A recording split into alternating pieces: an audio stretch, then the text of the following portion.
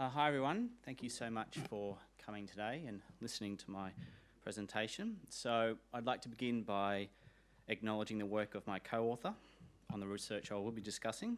And my co-author is Associate Professor Gemma Carey from the Centre for Social Impact at UNSW. And this paper is based on findings from our research that was recently published in the Australian Journal of Public Administration.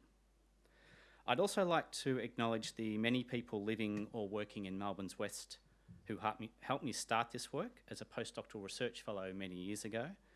Those people include Tony Lenwin, Va'a Solofu, Huriat Babajan, Godfrey Gurr, Helen Borland, Anne Harris, and many others who are part of or work closely with refugee and migrant background communities.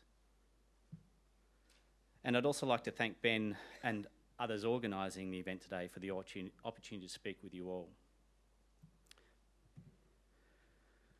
So as part of my work at Swinburne University, I've been researching opportunities and challenges in using information technology for improving health communication. So my research aims to provide options for practical work and hopefully contribute efforts at making health resources more inclusive with regards to the rich variety of languages spoken and cultural beliefs shaping health in a multicultural Australia.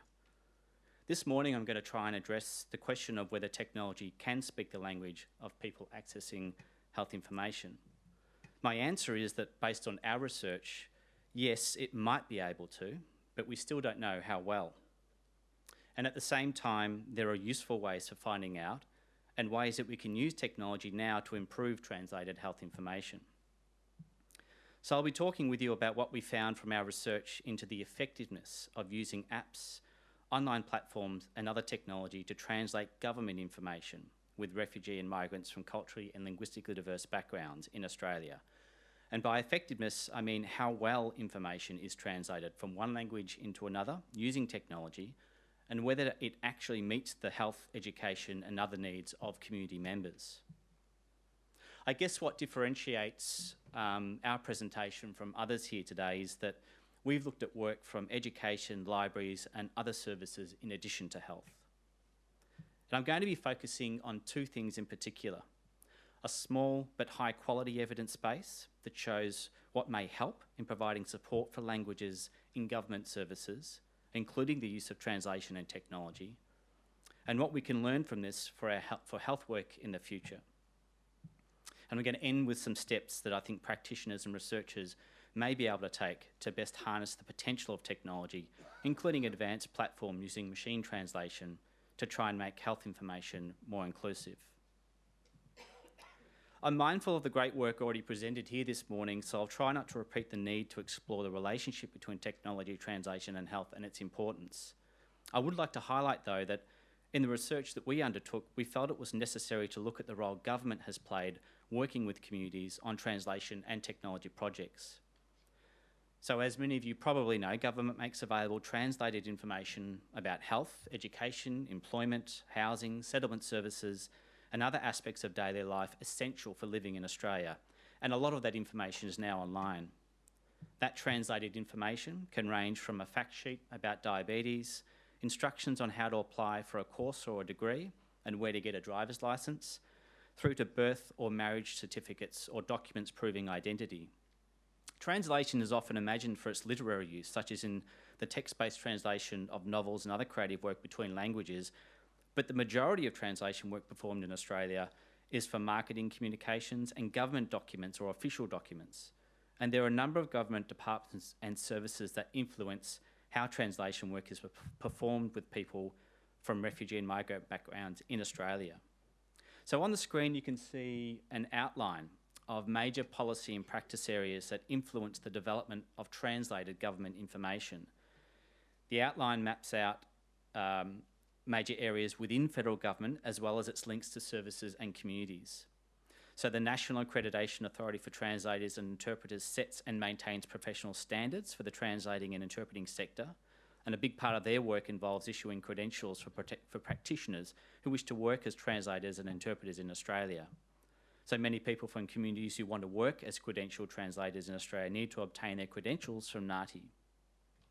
The Translating and Interpreting Service at the Department for Home Affairs provides a phone interpreting service that is available 24 hours a day, every day of the year for the cost of a local call for any person or organisation in Australia who needs an interpreter. They don't provide commercial document translation services, but they do share information about services such as the Department of Social Services, which provides free translating service for people settling permanently in Australia. So permanent residents and select temporary or provisional visa holders are able to have up to 10 eligible documents translated into English within the first 2 years of their eligible visa grant date. And as you can see there, I've got agencies like the Australian Communications and Media Authority, the Digital Transformation Agency, and the Department for Communications and the Arts. They all play far less direct but still important roles in government translation. So for example, ACMA is responsible for regulating online content. The DTA works with agencies to try and improve how online government services are delivered, and the Department of Communications and the Arts works on broadband projects, including the NBN and other telecommunications infrastructure. So translation is shaped by these agencies through things like basic cost of access to the internet, the kinds of devices that are available to communities, how online platforms are designed, and what is actually available online to download, purchase or use. And as you can see on the right-hand side of the screen, professional translators may have close relationships with communities and government services as part of government translation projects. So those relationships can be critical for helping to ensure translated resources are meeting community needs which can change over time. And on the bottom are the strategies, tools, resources and legislation that also shape government translation. So these things can include the guidelines on the use of translators and interpreters from state government policy, clinical guidelines on cultural competency in healthcare, and of course tools like computers, online dictionaries, document management software, email, apps, and other devices used as part of translation. So our research looked at the effectiveness of government translation projects with refugee and migrant communities operating within or influenced by this policy and practice environment. So my co-author and I took a systematic approach to learning from past work, and we reviewed all relevant studies from the academic literature. We also looked at grey literature, so any kinds of reports, evaluations or other documents that may have not been published in the academic databases. And our focus was on studies that sought to change how refugees and migrants accessed and used translated information with technology and what the impacts were. We didn't include studies from overseas to help make the findings of our research as applicable to Australia as possible. So what I'm sharing with you today reflects the state of the evidence up until January 2019. We found 7 studies demonstrating what works in the translation of government information with refugee and migrant communities of non-English speaking backgrounds. A small group of studies, but all with rigorous evaluation. The studies involved parents, patients, teachers, and university, secondary and primary school students. A variety of community language groups were spoken by people in the studies, including languages spoken by people longer settled and more recently arrived in Australia. Most of the studies were completed in schools, universities, a hospital, and local community settings. In these studies, effectiveness was associated with translation that contributed to improved health, education, and social outcomes, and improvement in language skills. So for example, translated information used as part of English language learning activities that improved reading and writing skills for helping to complete a degree of course, or translated information about the experiences of patients to help engagement with interpreters and hospital processes. But only one study focused just on information technology, translation, and the experiences of refugees and migrants. And that study was about the development of website information on state government services. All the other studies included the use of technology in a much more indirect or general way, say accessing a computer or internet platforms as part of a higher education skills development course, or when working with language teachers. So there's a pretty big gap in knowledge. Based on our review of the evidence, no Australian studies show what is effective in the use of more recent forms of technology, such as Google Translate or other forms of artificial intelligence for translation on mobile phone apps for meeting the needs of refugees and migrants in Australia. Our research also suggests that other forms of translation using technology may be more effective than recent developments in platforms like Google Translate. This may be most relevant in health and legal settings, which require nuanced and complex understandings of cultural contexts and shifts in meaning that occur between languages. There is good news though. What the evidence does tell us is that there are certain techniques and characteristics associated with effective language support for refugees and migrants in a broad sense, including things like community engagement, increasing access to support, improving language skills, use of a health, education or other relevant practice framework, the development of appropriate resources, tools and or guides, structured language support activities, face-to-face and technology-based communication, and the appropriate format and quality of language information and support. So I think it's reasonable to argue that these all suggest that technology for translation is best used as part of a more structured program or activity if it's seeking to actually meet the needs of refugees and migrants and improve education, health, social and related outcomes. So what might that look like in practice? What it could look like is the use of online dictionaries and apps for translation during the training of translators as part of accreditation, or perhaps in language classes or higher education study support. In health settings, that could be the training of accredited translators in the use of information technology for developing health information in accordance with clinical evidence about health conditions and for sharing with community members.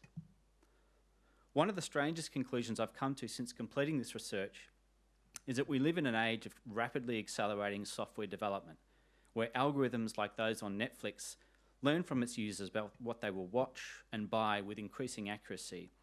But there's simply a lot that we still don't know about their impact on other parts of daily life, like how Google Translate could be best used to help people find health information in their own language.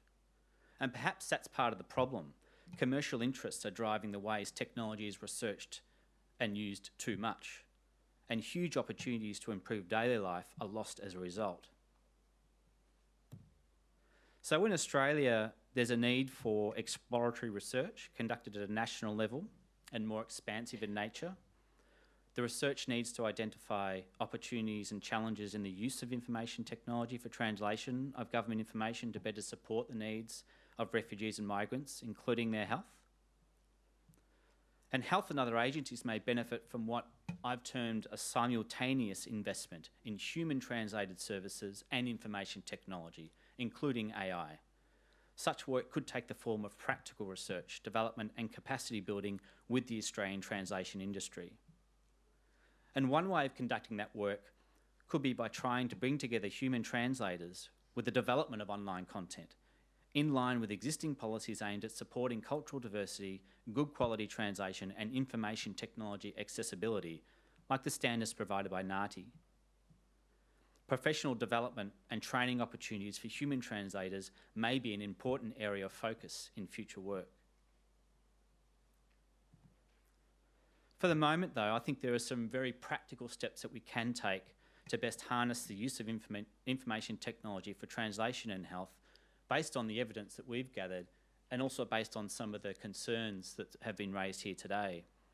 So most of these steps relate to how an agency responds overall to the translation needs of refugees and migrants. Creating more direct access to online information through greater use of HTML files rather than PDF documents is important.